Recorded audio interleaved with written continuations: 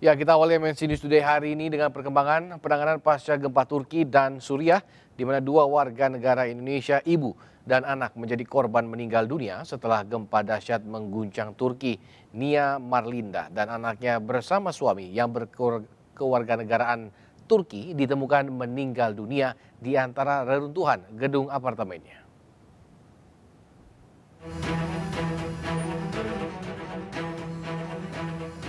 123 orang berhasil evakuasi KBRI Ankara dari 5 wilayah paling terdampak gempa di Turki.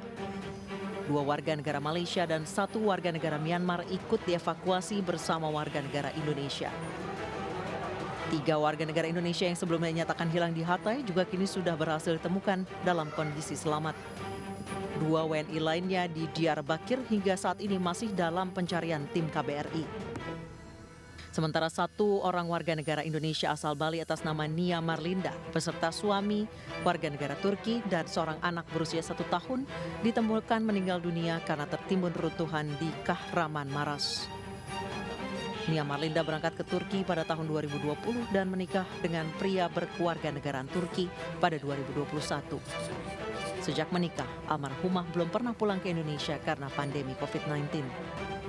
Keluarga mendapatkan informasi meninggalnya Nia dari KBRI setempat. Sudah ketemu, tapi sudah meninggal semua sama cucu, suami, istri. Gedung yang ditempati udah roboh, sudah roboh gedung itu. Bawa anak saya mau tangga kedua, mau turun sudah duluan dia hempas sama beton. KBRI itu ceritanya mau divideo call-kan pada saat penguburan. Tapi ternyata tidak boleh, mungkin dari aturan sana tidak boleh. Jadi dari KBRI kita tidak bisa. Ya mohon maaf Bu Aji, kita tidak bisa memvideokolkannya. Mungkin ada larangan kan? Karena jenazah tidak bisa dipulangkan ke Indonesia, keluarga berencana akan berdoa bersama untuk mendoakan almarhumah. Tim Liputan iNews melaporkan.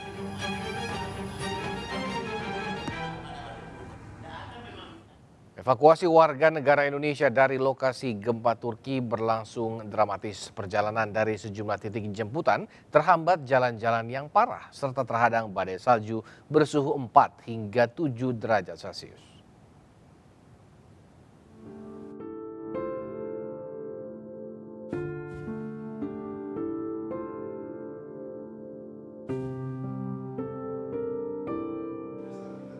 Tim KBRI Ankara yang dipimpin langsung oleh Dubes RI untuk Turki berhasil melakukan evakuasi terhadap 123 warga negara Indonesia atau WNI di beberapa wilayah yang terdampak gempa di Turki.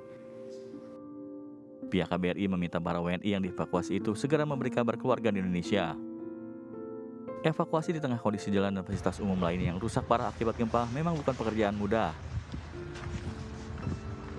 Setidaknya rombongan WNI yang dievakuasi dari kota Kahramanmaras harus menempuh perjalanan selama 10 jam untuk tiba dengan selamat di kota Ankara, Turki. Kota Kahramanmaras sendiri adalah salah satu kawasan yang terdapat gempa cukup parah. Rombongan yang mayoritas mahasiswa ini sempat terkendala saat menempuh perjalanan sekitar 600 km akibat banyaknya jalan yang rusak karena gempa. Ke-54 WNI ini akhirnya tiba dengan selamat di Wisma Duta KBRI yang menjadi pusat evakuasi WNI korban gempa Turki berkekuatan magnitudo 7,8 Senin lalu. Sekarang kita semua sudah tiba di Wisma Duta KBRI, tempat evakuasi pengungsi korban gempa bencana di Turki. Selain kondisi alam yang rusak akibat gempa, evakuasi WNI dari 4 titik lokasi ini juga terkendala dengan munculnya badai salju dengan suhu 4 hingga 7 derajat Celcius. Namun berkat upaya maksimal, evakuasi berjalan lancar dan mereka tiba di kota Ankara dengan selamat.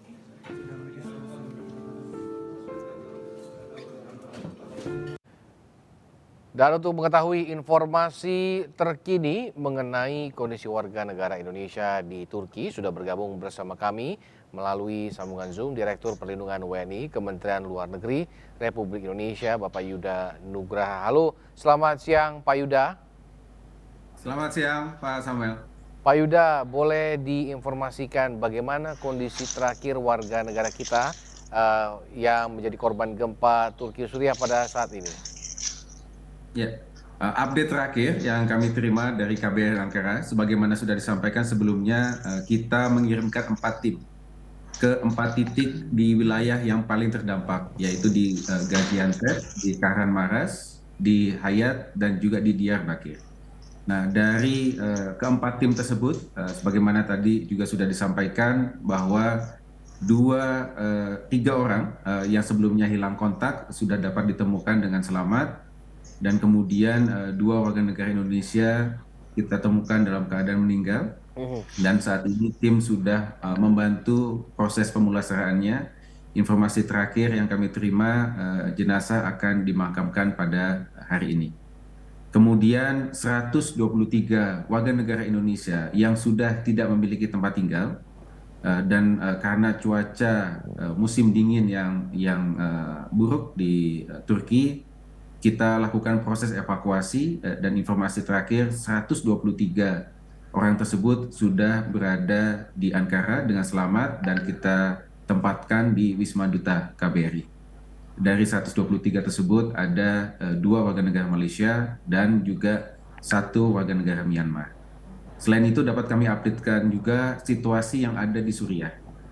Tim KBRI Damaskus sudah mengirimkan 2 tim masing-masing ke Aleppo dan Latakia, 2 wilayah yang paling terdampak. Di sana tim sudah melakukan koordinasi dengan otoritas tempat. Ada 116 warga negara kita yang berada di wilayah terdampak, Latakia, Aleppo, Tartus, dan Hama. Dari informasi yang kita terima, baik melalui otoritas tempat, rumah sakit setempat maupun komunitas, alhamdulillah tidak ada warga negara kita yang menjadi korban meninggal maupun luka. Demikian yang dapat kami update. Oke, Mas Yuda, berarti diketahui apakah kita punya data yang valid, yang ingin saya tanyakan, apakah berapa jumlah total warga negara Indonesia yang berada di Turki dan juga Suriah? Kalau Suriah tadi 126 kalau tidak salah Mas Yuda bilang, tapi kalau di Turki berapa banyak, Mas? Dan apakah ada kemungkinan bahwa masih belum terupdate terkait dengan karena masih ada proses evakuasi, belum diketahui apakah ada warga Indonesia yang masih tertimbun atau memang sudah semuanya terdata? Ya, berdasarkan database KBRI Ankara, ada sekitar 6.500 warga negara kita yang tinggal di Turki. Mayoritas mereka tinggal di Istanbul, Ankara. Ya. Kita pahami bahwa lokasi gempa itu terjadi di sebelah tenggara Turki, berbatasan dengan Suriah. Nah, sedangkan di lokasi-lokasi yang terdampak itu ada sekitar 500 warga negara kita yang tinggal di wilayah terdampak. Dan untuk itu 4 tim kemarin sudah menyisir ke sekitar 500 tersebut, ya, dan kemudian kita memberikan bantuan di sana. Namun yang perlu juga menjadi perhatian kita adalah kami mengantisipasi bahwa ada keberadaan warga negara kita yang tinggal baik di Turki maupun di Suriah yang tidak melakukan proses lapor diri ke perwakilan, sehingga kita tidak memiliki datanya. Yang ini yang kita antisipasi. Oleh karena itu kami sudah menyampaikan nomor-nomor hotline baik itu di KBRI Ankara, KBRI Istanbul, KJRI Istanbul maupun hotline yang ada di Kementerian Luar Negeri. Ya, bagi keluarga yang memiliki sanak keluarganya di Turki, ya, namun tidak dapat menghubungi atau hilang kontak, silakan menghubungi nomor hotline tersebut. Untuk Suriah, kami dapat sampaikan bahwa yang tercatat, data yang tercatat di KBRI Damaskus ada 1.655 WNI, di mana 116 diantaranya tinggal di wilayah terdampak, di 4 wilayah yang tadi kami sampaikan, Aleppo, Latakia, Tartus, dan Hama. Namun kami sekali lagi mengantisipasi bahwa ada warga negara kita yang masuk ke Suriah namun tidak melakukan proses lapor diri, sehingga datanya tidak tercatat. Nah, oleh karena itu kita gunakan segala macam channel, baik komunitas Indonesia yang ada di wilayah terdampak maupun melalui call center, yang menjadi channeling bagi kita untuk bisa mengetahui jika ada yang belum terdata. Demikian, Pak Samuel. Oke, Pak Yuda, berarti tadi mengatakan ada mungkin imigran ilegal berarti ya dari Indonesia yang masuk ke 2 wilayah tersebut. Nah, apakah ini sebenarnya masih menjadi tanggung jawab Republik Indonesia atau memang bagaimana dengan hal ini? Ya, Kalau kita mengacu kepada Undang-Undang 37 tahun 99 mengenai hubungan luar negeri, maka semua warga negara Indonesia, semua warga negara Indonesia yang masih memiliki status warga negara Indonesia berhak untuk mendapatkan pelindungan dari negara. Jadi sekali lagi, status undocumented, ya, status tidak memiliki izin tinggal, itu tidak menghilangkan hak mereka untuk mendapatkan pelindungan dari negara. Hanya memang kondisi di lapangan ketika mereka berstatus undocumented dan tidak tercatat di KBRI, upaya pelindungannya menjadi semakin kompleks. Baik, Pak, ini apa saja sih hal-hal yang dibutuhkan oleh WNI pada saat ini? Apakah sudah terpenuhi atau diakomodir oleh pihak kedutaan? Ya, untuk yang tadi kami sampaikan, 500 yang ada di wilayah terdampak di Turki dan 116 yang ada di wilayah terdampak di Suriah. Ada total berarti ada 6 tim, 4 tim di Suriah, 4 tim di Turki dan 2 tim yang ada di Suriah itu sudah memberikan bantuan kepada warga negara kita yang ada di sana. Oke, berarti warga negara kita sudah tercukupi ya Pak terkait dengan kebutuhan mereka. Lalu rencananya seperti apa Pak? Apakah mereka akan dipulangkan atau bagaimana? Atau dikasih pilihan ingin stay di sana lalu akan diberi akomodasi hingga berapa lama atau dipulangkan? Bagaimana Pak Yuda? Ya, jadi prioritas kita saat ini yang paling urgent adalah memindahkan mereka ke wilayah yang aman. Bagi warga negara kita yang sudah tidak memiliki tempat tinggal, yang dan dalam kondisi cuaca musim dingin yang buruk saat ini, maka menjadi urgent bagi kita untuk segera mengevakuasi mereka yang 123 tadi.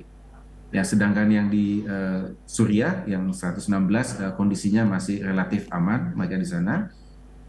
Itu dulu yang kita lakukan. Jadi memastikan bahwa mereka berada di lokasi yang aman. Dan insya Allah, alhamdulillah saat ini mereka semua sudah berada di Wisma Duta KBRI dan dalam kondisi yang aman dan selamat. Nah, kami tentu nanti akan menanyakan kepada masing-masing apa pilihannya mereka. Ya, karena kami catat banyak di antara mereka yang melakukan perkawinan campuran. Jadi mereka punya keluarga di Turki. Ya, tentu mereka juga punya pertimbangan pribadi. Sekali lagi, yang menjadi fokus kita adalah memastikan keamanan mereka, dan yang kedua, nanti kami akan menanyakan apa keinginan mereka selanjutnya. Oke Pak, ini bantuan dari Indonesia sudah sampai di sana atau sudah masuk ke wilayah sana Pak? Ya, untuk bantuan tahap pertama sudah diberikan oleh pemerintah Indonesia kepada wilayah terdampak yang ada di Turki melalui KBRI kita yang ada di Ankara. Jadi kemarin Bapak Duta Besar RI untuk Ankara, Bapak Dubes lalu Muhammad Iqbal sudah menyampaikan kepada Palang Merah di sana. Oke, Pak, bagaimana kerjasama dengan negara-negara lain terkait, apalagi terlebih negara tetangga kita atau negara Asia yang mungkin memiliki warga negara di sana? Apakah kita juga berkoordinasi dengan kedutaan-kedutaan lain, Pak?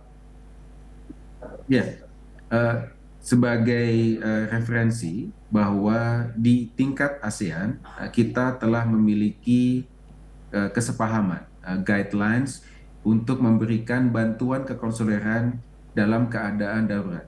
Jadi sudah ada rujukannya bahwa sesama negara ASEAN kita saling memberikan bantuan kekonsuleran, pelindungan warga ketika dalam keadaan darurat dan khususnya ketika warga negara setempat tidak memiliki perwakilan di sana. Nah, perspektif yang kedua tentu adalah karena alasan kemanusiaan. Nah, oleh karena itulah kita juga membawa ya 2 warga negara Malaysia dan 1 warga negara Myanmar untuk kita bawa serta karena sekali lagi solidaritas sesama negara ASEAN itu dan juga alasan kemanusiaan kita bawa.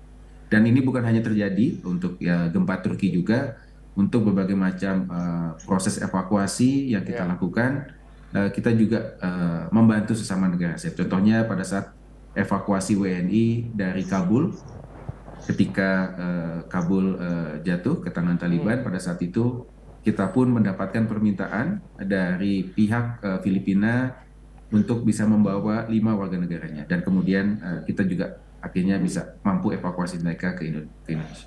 Baik, Pak Yuda, ini kita tahu bahwa mungkin 2 negara ini, terlebih mungkin Suriah ini adalah negara konflik. Nah, bagaimana pengamanan terkait warga negara kita ataupun bantuan yang dikirim ke sana? Apakah memang tepat sasaran atau mungkin takutnya tidak tepat sasaran seperti itu, Pak Yuda? Ya, untuk bantuan untuk Suriah sedang dalam tahap pembahasan di pusat ya mengenai detailnya. Ya. Sedangkan untuk yang di Turki tadi kami sampaikan tahap pertama sudah kita berikan dan tahap selanjutnya sedang disiapkan pusat dan akan segera dikirimkan ke Turki. Nah, tentunya untuk konteks Suriah tadi benar bahwa ada juga konteks masalah keamanan. Tentu ini juga menjadi pertimbangan kita untuk memberikan gambaran bagi kita bentuk bantuan apa yang nanti bisa kita berikan yang paling tepat bisa. Baik, Pak, ini terakhir dari saya, ini soal cuaca dingin yang jadi hambatan di Turki. Apakah hal tersebut berlaku juga di Suriah? Maksud saya, apakah memang Suriah juga memiliki kondisi cuaca yang sama ataupun hambatan yang sama dalam proses evakuasi? Ya, untuk di Suriah sama kondisinya juga dengan suasana musim dingin dengan cuaca yang rendah di situ sama. Untuk akses pun cukup sulit ya di sana. Mayoritas more or less sama ya, kondisi-kondisi yang ada di sana. Baik, terima kasih Pak Yuda Nugraha, Direktur Perlindungan WNI Kementerian Luar Negeri Republik Indonesia. Terima kasih Pak, kita berharap warga negara kita di sana dalam kondisi sehat dan kita bisa mengevakuasi mereka semua dengan selamat. Salam sehat Bapak, selamat siang. Salam sehat, selamat siang. Ya, bantuan negara-negara di dunia tidak henti-hentinya mengalir untuk korban gempa di Turki. Informasi selengkapnya usai jeda berikut.